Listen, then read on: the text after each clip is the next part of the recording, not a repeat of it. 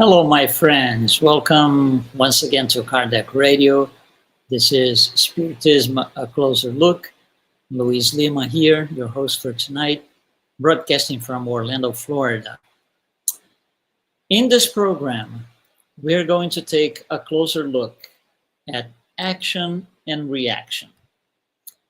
There are several ways that we can approach this, several different avenues that we can talk about it. So we are going to use a book as the base for our talk today.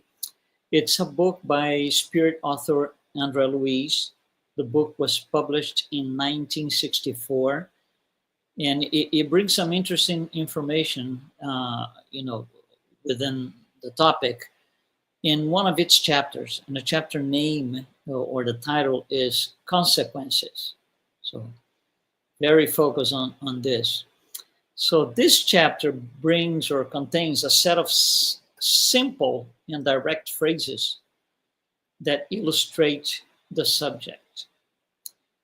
These are, some of them at least, they are striking phrases. Something that we should, look at, just have it sink in. So because I think some of these phrases are really important, I'm going to put them on the screen. I usually don't do text on the screen. I don't like too much, but they're very short phrases, just a few words per phrase. And they are, like I said, very striking, at least some of them. So let's go through this thing. Let's add this one here. That is the first phrase we're gonna look at. Remember, we're talking about action and reaction, things that we do and how the universe responds. An abortion induced in one life often leaves a childless mother in the next.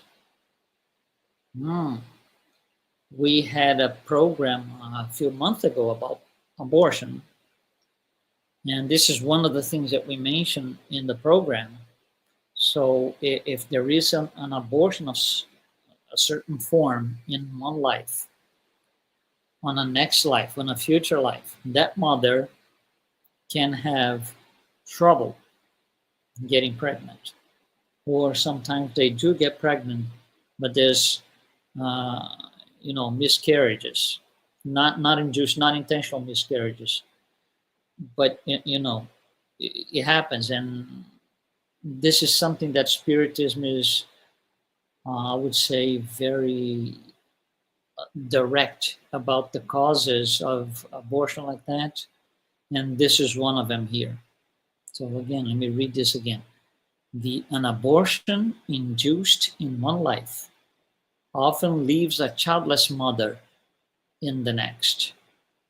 Action and reaction. So not being able to have a child in a certain life could be the case where this particular spirit, now incarnated as a woman, committed some sort of induced abortion in the past.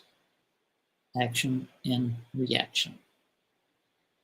Let's go to the next phrase here. A wife who abandons her home often pays the price of widowhood on her next pilgrimage. So let's go easy here. A wife who abandons her home. Home here in the sense of, there's a family, there are kids, it's a whole structure. A family is a structure that was assembled when this woman became a wife. So if that wife abandons, just leaves everything, kids, and leaves it all behind, there's a price to pay. That's the action, and there will be a reaction of certain form. One of the possibilities, as the book states, is widowhood. It could be a wife that very early, after her wedding or very early in the marriage, becomes a widow. That's one possibility.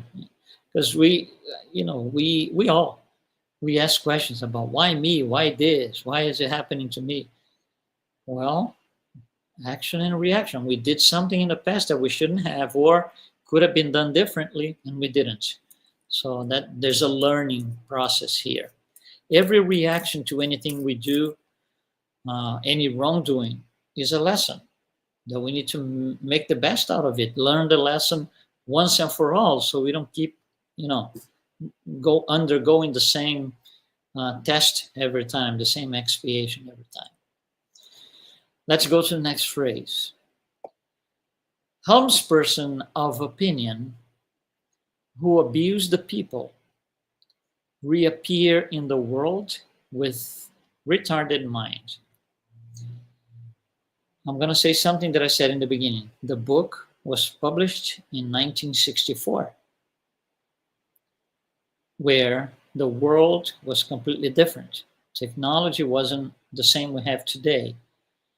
If I have to put this particular phrase in modern words, bring it to 2025, I would probably say influencers who abuse the people reappear in the world with retarded mind. Don't we have a bunch of people, a bunch of influencers, publishing content that is, it shouldn't be doing. Some of it is even illicit, but there's cyberbullying, which is the worst case of abusing the people that follow them.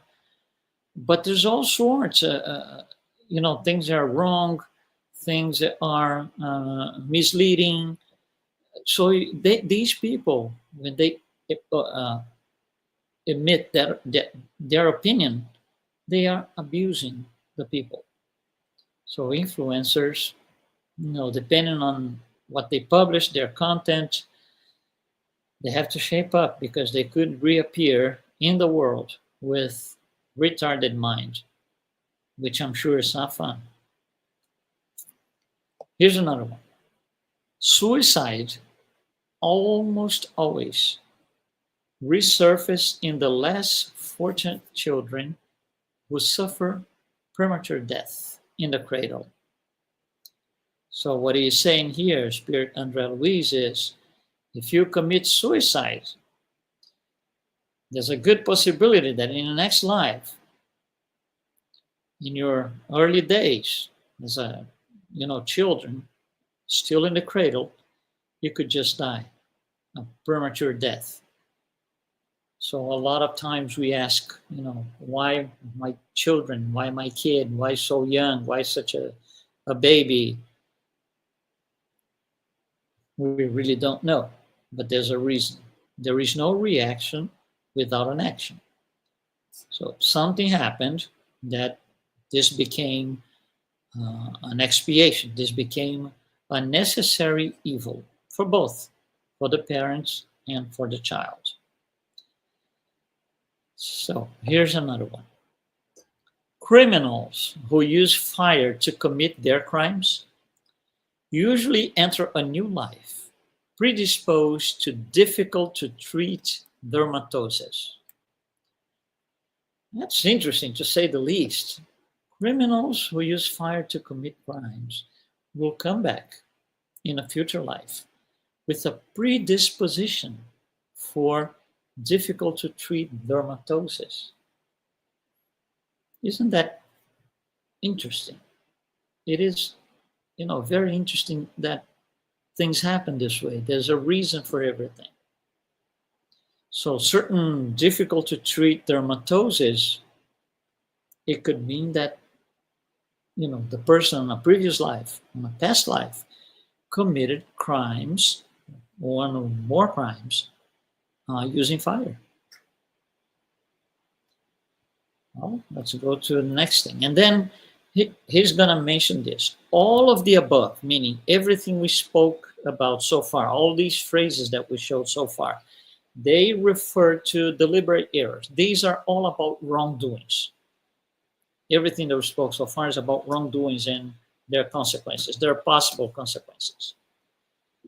Now, every right purpose achieves sublime results. So reaction to good things is good. So sublime results are achieved when you do things the right way, according to the law of God. So he's going to go through some of these phrases when we do things the right way. So here's the first. Serenity in the afflictions of advanced old age lays the foundation to early mental maturity in the rebirth that follows. So a person who is undergoing afflictions in their old age, if they are serene to accept that and just use that for their benefit, if they do this, this establishes a foundation for maturity on the next level, on the next life. Early mental maturity. So these will become kids who are very mature at a young age. As we see some young children, they are 14, 15, and you say, wow, they are very mature. Looks like they are 25 or something. So it could be that on a previous life, when life is going towards its end, on that previous life, they had to think of all the afflictions they had to go through, and they go through this analysis of what their life was with serenity, which is different from with revolt. Here's another one. Illness, tolerated resignedly, gives rise to the formation of a harmonious and robust body upon the soul's return to the physical sphere. So that means you are in this life, you have some sort of illness, whatever it is, and it doesn't really matter at this point how you contracted that disease, that illness. So you're undergoing this illness.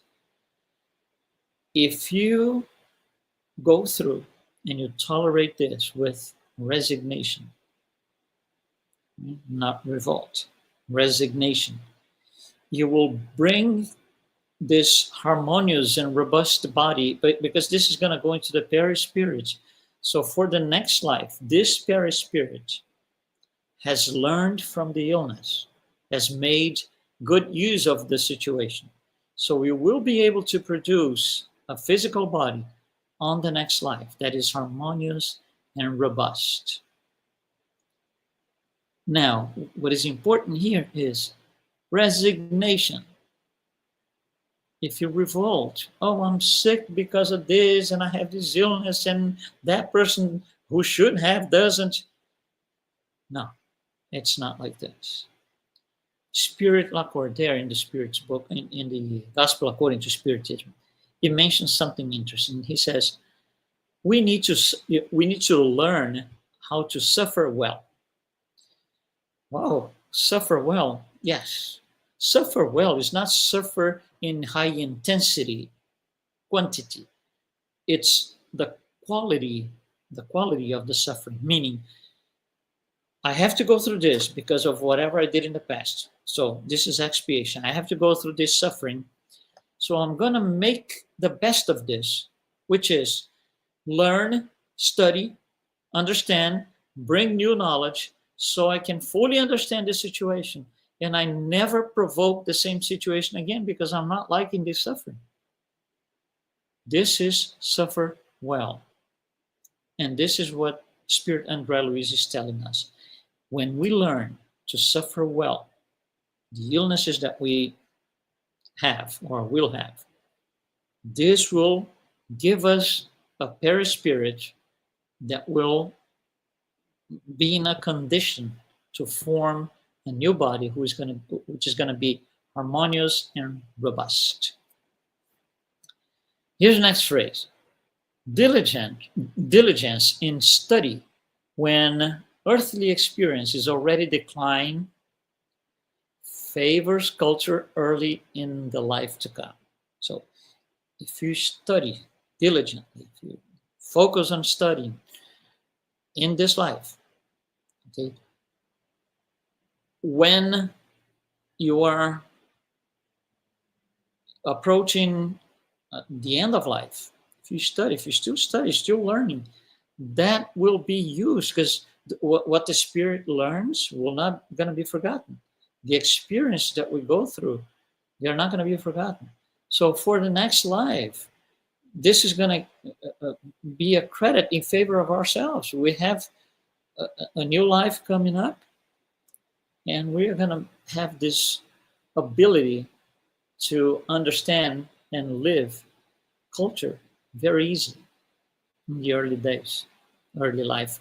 We see a lot of young boys, young girls who are like this. Oh, they know it all. They know a lot, at least a lot more for compared to those in the same age group. That's because it could have been the case where, when their earthly experience in a past life was approaching the end or declining, they decided to study. They decided to commit to study and learn more. Life is always a learning experience, no matter what. Here's another one. Selflessness in domestic ordeals earns more respectable and purer affections in the future. So if we have our, life with a partner, our children, our family, the close ones. So if we commit to live our life, for the others, for our partner, for our children, in a selfless way, we are more likely to receive this affection and respect in a future life, because that we are given part of our knowledge, part of our good deeds to these people who are our family. And what comes in return? Affection and respect on our next life. Here's another one.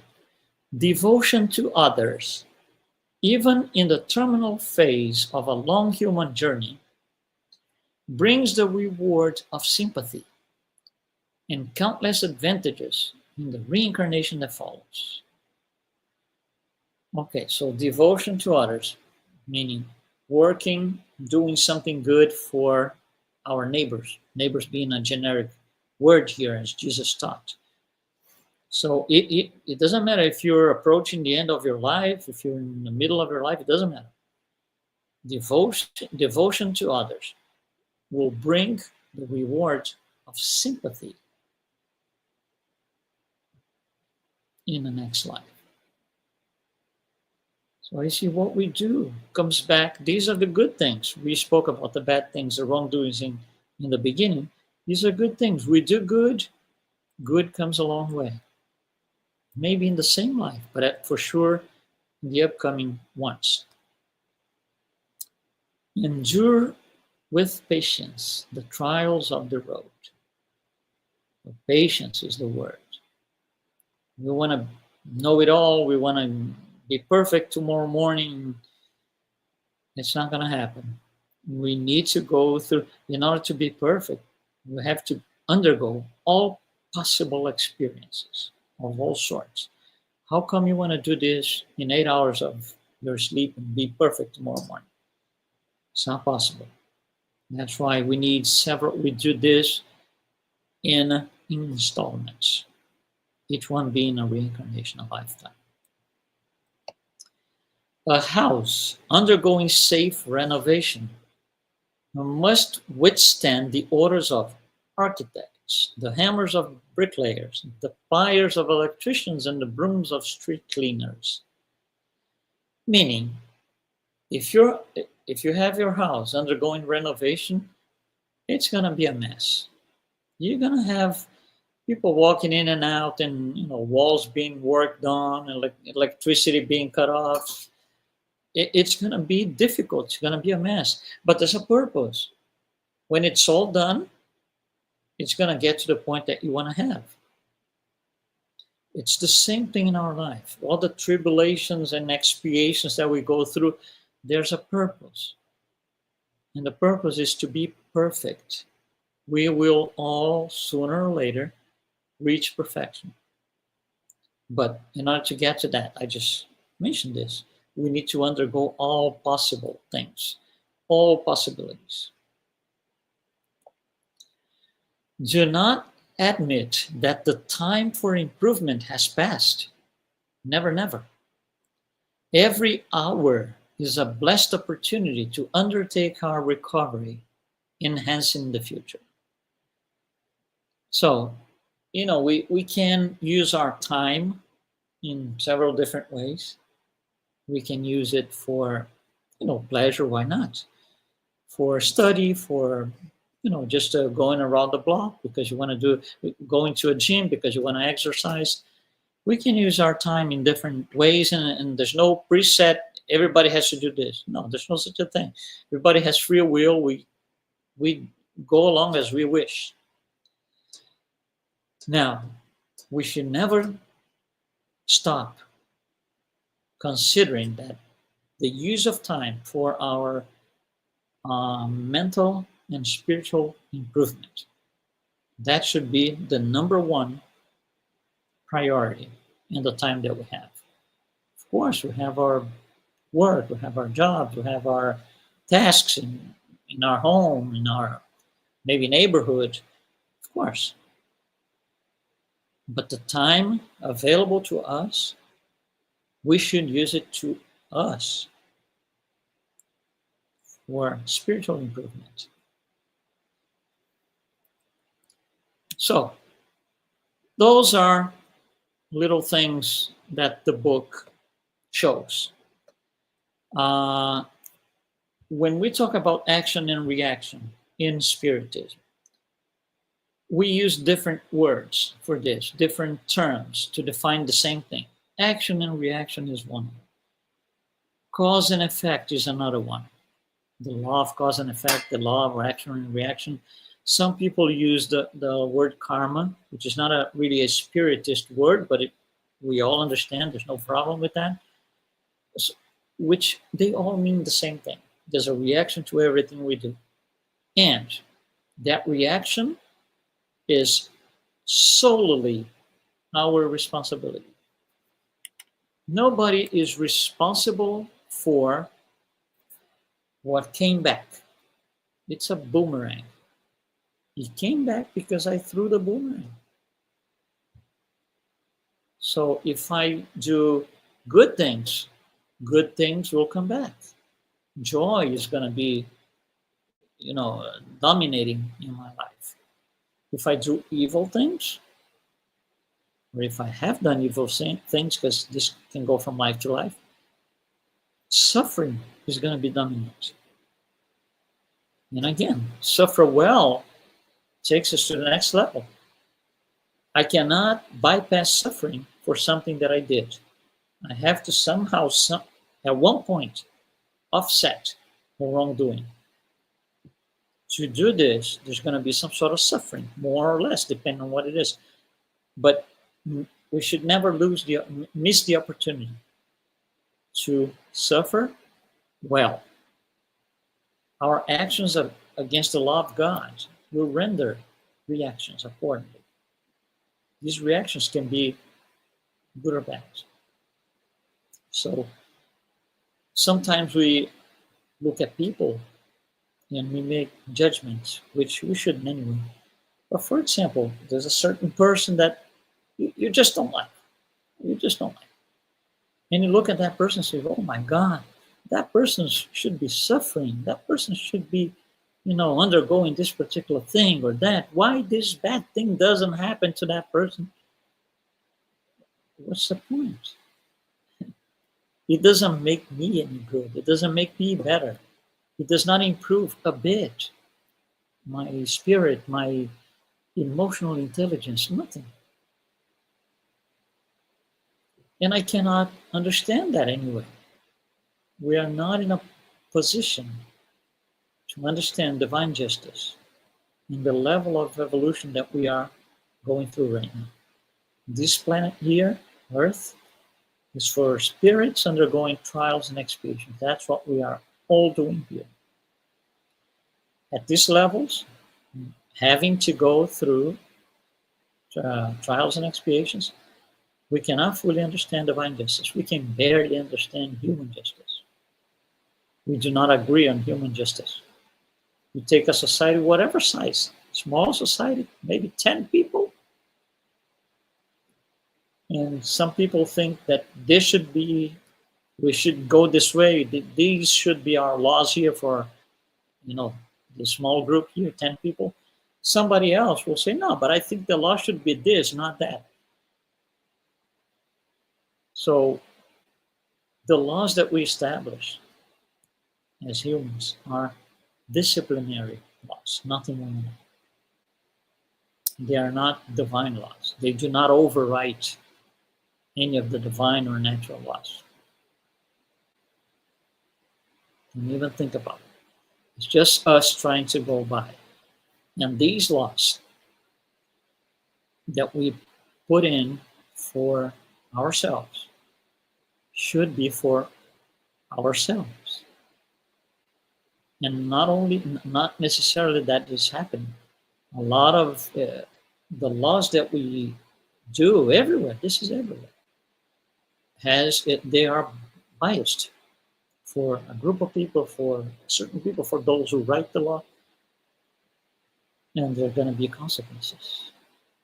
And as we saw in the beginning, for wrongdoings, the law is going to get us. We will have to expiate, we will have to go through the experience of suffering for the wrongdoings that we did. So, when we suffer well, we improve the path to perfection instead of just revolting and complaining and, hey, you up there, why'd you do this? This is nonsense. If you study Spiritism, when you understand what Spiritism is teaching us, which is based on what Jesus came to teach us, it doesn't make any sense to complain about. Thank you very much for being with us on this program, Spiritism A Closer Look. We'll be back here on Kardec Radio next Wednesday at 7 p.m. Thanks so much. Be well.